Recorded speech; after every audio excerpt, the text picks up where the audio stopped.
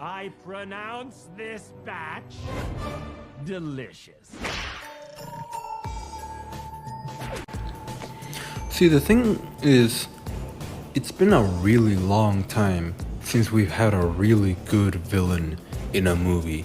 You see, Disney seems to have started this trend of having these very fun and interesting villains in their movies that are just really over the top and goofy, but really entertaining to watch. But after a while, they seem to have stopped doing this for some reason. It seems like their intent was to try to make their villains more complex and interesting and well thought out. But the thing is, this kind of only came across in a superficial sense. A lot of their modern movies just don't really seem to be very interesting. A lot of people don't really get attached to them anymore. Their villains just kind of fall by the wayside and are forgotten by the internet. Having an interesting villain with complex dynamics that grows and that you kind of agree with can be very fun to have in a very long-term story that you watch as the character progresses over time. But sometimes for a short episodic sort of adventure, it can just be fun to have a pure evil threat. And that's what Jack Horner gave people. I think also a lot of people would agree that the trend that every villain needs to be redeemed by the heroes so that the heroes don't have to kill the villain is kind of lame after a while. It becomes very predictable. It just seems like the villain had very weak motivations from the very beginning.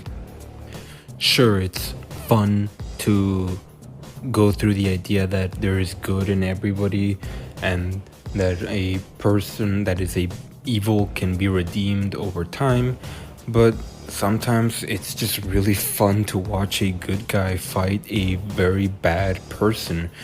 I saw those little joke animations where he's fighting like Steven Universe or something, and those are hilarious because Steven Universe is kind of blamed a lot for that trend of making every villain need to be redeemed, and in that show it's like really pretentious and weird every time you watch it.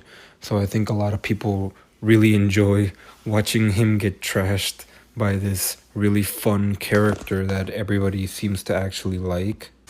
But what is it specifically that makes this villain actually work? Because, I mean, we've had some pure evil villains that exist in other franchises that are just really boring characters, especially in some DreamWorks movies. They're just kind of not always been very good at this. But this one, I think, really works because A, he's counterbalanced with another villain that you're supposed to take much more seriously and is like a much more dramatic character. But B, he's just not really like a very personal, complicated threat. Like he's very, very simple character. His motivations are kind of a subversion of what you would expect a typical villain in a kids movie to be. They have the Jiminy Cricket character ask him what his past is and what he wants to do with his life, and every response that he gives is just that he wants like money and power and that he doesn't care about life.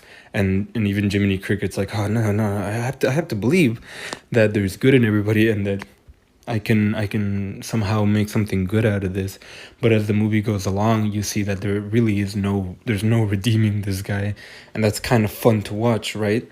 It's not really a boring take on this villain. It's like a subversion of the subversion in a sense, but not one that feels needlessly complicated or convoluted. It is literally just watching a evil man do evil things.